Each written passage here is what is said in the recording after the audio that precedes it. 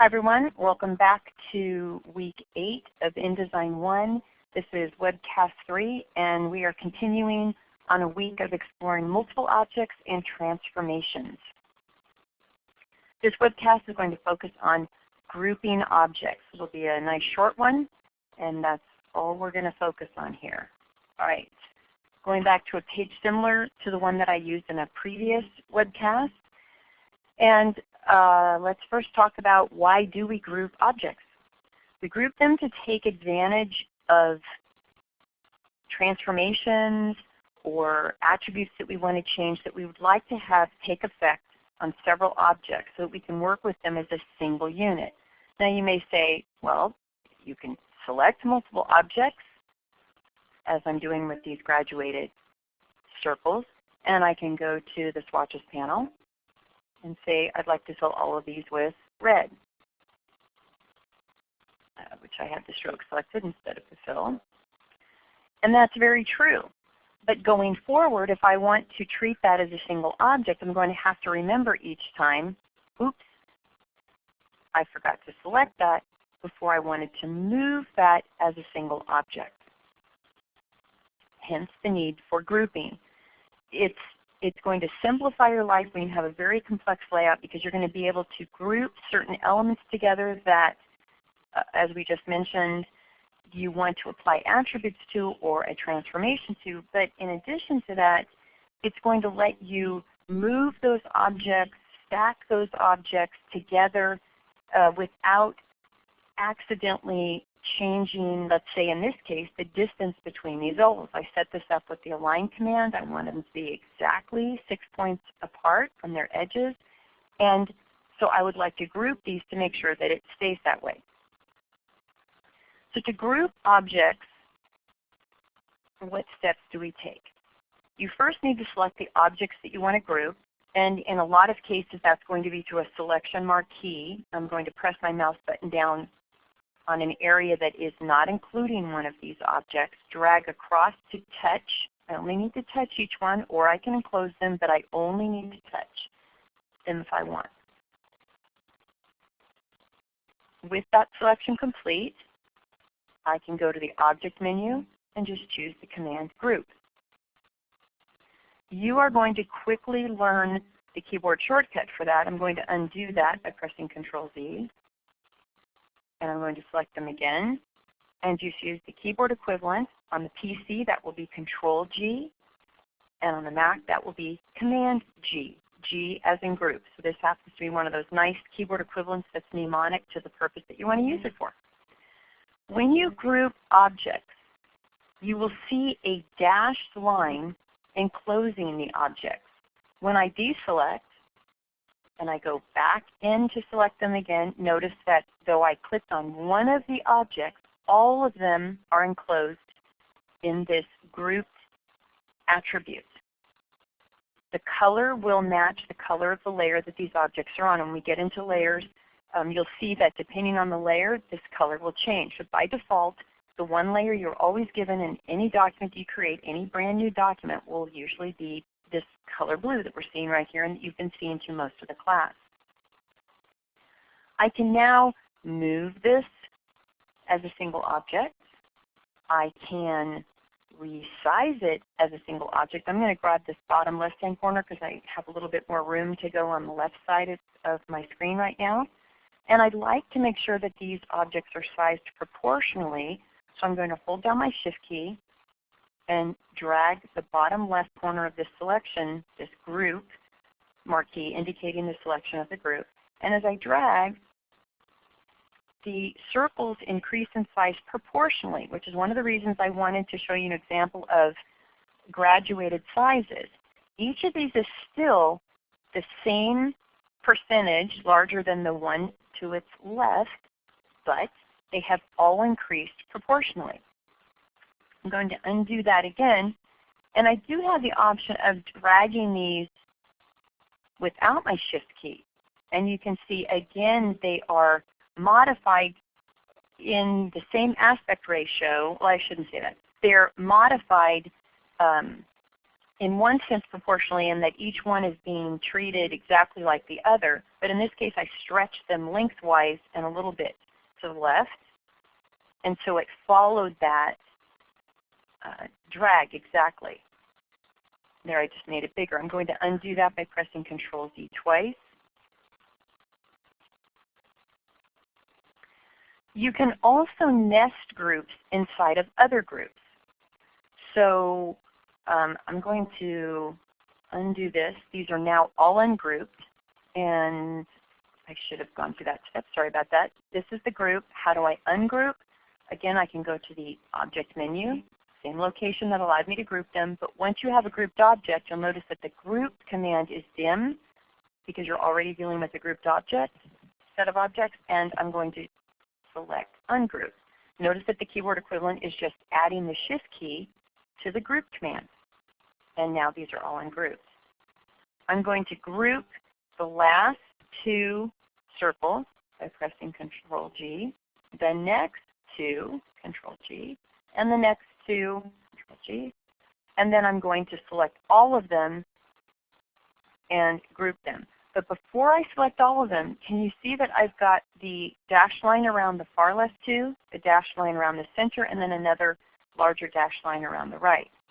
Once I group them, those individual dashed lines go away, and now I have a single group that I can move and size just like I did before. But the difference is that as I start to ungroup these, they go back to their original nested groups. I have a group here, here, and here on the right. And then if I select these and ungroup them again, now I get them as individual circles. Nesting is helpful when you are trying to keep units within a larger group of items in their relation to each other. Maybe you have two objects that you want to keep in a certain distance from each other, but you want to, and you may also want to fill them with a, let's say, a swatch color. But another two you want to stay in proximity, but maybe a slightly further distance, and you want those two objects to be able to be filled with yet another swatch. So depending on your workflow, depending on the need, depending on how complex your design is, all of these types of groups and subgroups and nested groups is going to come in handy. Okay, once you have a group, let me get back over here and zoom out and zoom into these stars. I'm going to drag select over these stars, and I'm going to use the keyboard equivalent for grouping.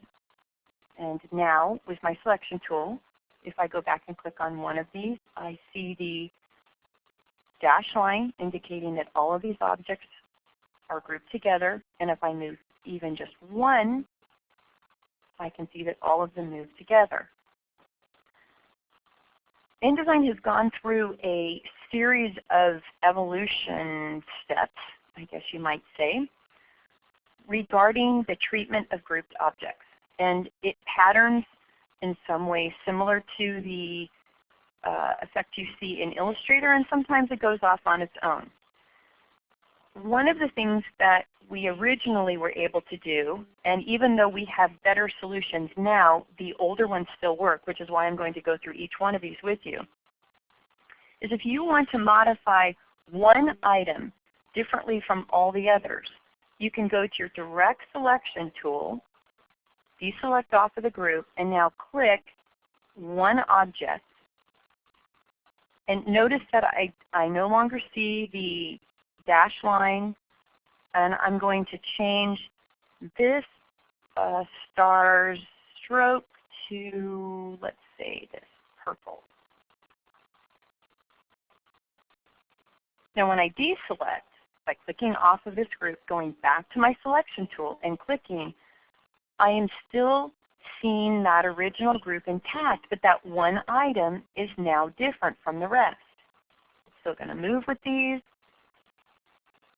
I can size them. But I've just been able to go in and make that one little tiny modification without impacting the rest of the group. So that's one way you can always access a single part of a group, one object within a group. Another way that we were able to, as time went on, was to double-click on the object within the group that you wanted to have access to. And in this case, I have the green star. I'm going to pull it out a little bit here, and just to show the change, I'm going to change its fill to this gold color. Oh, I should probably use the yellow. So it's a little bit different from its stroke. Okay. And I'm also able, while I am down in this editing capability, this is very similar to Illustrator, where you double click and you see that you have gone down into a nested layer. And that is shown to you across the top of your screen. InDesign doesn't show us that effect the same way that we see it in Illustrator. But once we've double clicked on one part of an object, one object within a grouped set of objects, I have access to all the others as individual elements as well. So I'm going to take this one. Let me find a color that won't clash too badly there. How about this green? And I'm doing this all with my selection tool. I'm not in my direct selection tool, I'm in my selection tool. So to get out of this individual object editing mode, I just deselect off of anything that's included in that group, go back, and now my group again is intact, but it's intact with the modifications that I made, which is very cool. I love that I can go in, do what I need to do, get out. When I reselect, it's completely grouped again. In InDesign 6, I don't believe we had this in 5.5. I'd have to go back and double check that. But we have these new icons up here. And they do a very similar thing as double clicking on a piece of the object. This first tool is called the Select Content. And it is highlighted, or I guess I should say you have the ability to click on it if you have a grouped object selected, which I do. I have all of these stars. Their group is selected. I'm going to click on the Select Content icon, and the first of the icons gets selected, which I believe is usually the one that is in the forefront of the stacking order, which we just talked about in the previous webcast. So I can make a modification to this one item. I'm going to go ahead and make it smaller. And if I want to move to another item, I can choose the icon directly to the right. And this icon stands for Select Next Object. And as I click, it's going to move through each object in the group, and it just once it gets back to the beginning, it starts all over again. So let's say now I want to modify this red object. I can see that even though the bounding box is going up and over part of that other star, I know that it's the red one that's selected because I see the fill is red and the stroke is yellow. So let's change this fill from this red to, let's go with this really dark green.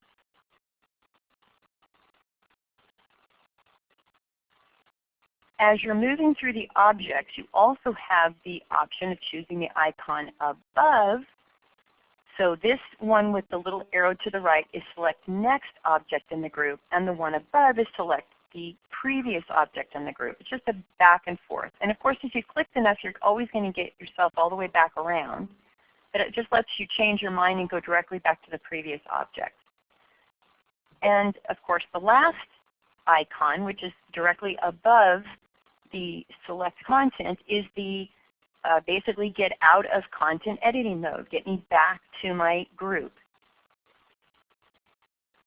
And that is basically the 3 different ways that we can go in and modify an individual object within a group. I hope you guys will take advantage of this. I want to talk about one last little thing, and that includes what happens if you have a text box included in the group. So I have a text box. It has a rule above. This rule above is not a drawn rule. It's connected to the type, and I'm using the paragraph rule command to get that rule. So it moves with the text box. It's not grouped at the moment. It's just part of the type. And then I have these two images all as separate objects. I'm going to take my selection marquee and just touch on each of these three. Use my Control-G or Command-G on the Mac. And now I can see my dashed line moving around all three objects. And for this one, I'm going to zoom out just a little bit. If I size these objects proportionally, and to do that, I'm going to hold down my Shift key so that I don't distort the images. I'm going to drag down and to the left. And you can see, let me shut this swatches panel so you can see this a little clearer. You can see that everything has increased in size except the size of the type. The text box is definitely larger because we see that it's still spanning from the far left of the leftmost image to the far right of the rightmost image. We know that these two images have grown in size, but the type has remained the same. And for this example, to show you how that could change, I'm going to go down to this little tiny text box here at the bottom, and then I'm going to zoom in on this. This text box is going to behave the same way that the text box that was grouped to those objects is going to behave from a sizing standpoint. So I'm going to hold down my Shift key, and I'm going to drag that right resize handle, and we can see that the bounding box gets larger, and which increases the size of the text box, but the text itself is remaining the same size. If I undo that, but this time I hold down the Control key as I drag. Now, for now, I'm going to leave the Shift key off because I want to show you what can happen if you do not hold that Shift key down in addition to the Control key or the Command key if you're on the Mac. As I drag, the text changes size according to the dragging proportion that I create. And because I didn't have the Shift key down, it did not resize it proportionally. So you are stretching it, or you are stretching it vertically or horizontally. You may make a huge compression, which is not necessarily a great idea. This is going to use a lot of CPU energy, and if you're going to require something that has this much of a compression, I would instead find a font that you can get in an extremely compressed size. If it was just a heading, I would say go ahead and do it, but if you're doing quite a bit of text, you may run into some inconsistencies and some problems because the kerning is going to be off, the tracking is going to be off, and it's probably not a great idea. But the reason I bring this up is we're going to go back up to this eagle here. When you drag select, if you want that text to increase in size to match or to shrink to match the reduction or the enlargement you've made with the group, you're going to have to hold that Control key down if you're on a PC. You're going to have to hold down the Command key if you're on a Mac. But please, when you do that, make sure that you hold the Shift key down at the same time. I'm going to reduce these significantly. We can see that that text is much smaller. And if I go back into my Type tool and I select this text, you can see that it is 7.87 points in size, because the fact that I left that Shift key down and reduced it proportionally means that InDesign is definitely going to recognize this as a particular size of type. It may be some sort of extended decimal size, but that's legal in InDesign. We're allowed to increase the size of something by partial point sizes. There are many times where I will choose like 8.5 point rather than 8 point or 9 point, and that's fine. InDesign can handle that without any problems. All right. I think that includes everything I wanted to say about grouped objects. The next webcast will be on taking these objects and aligning them. So until the next webcast, signing off.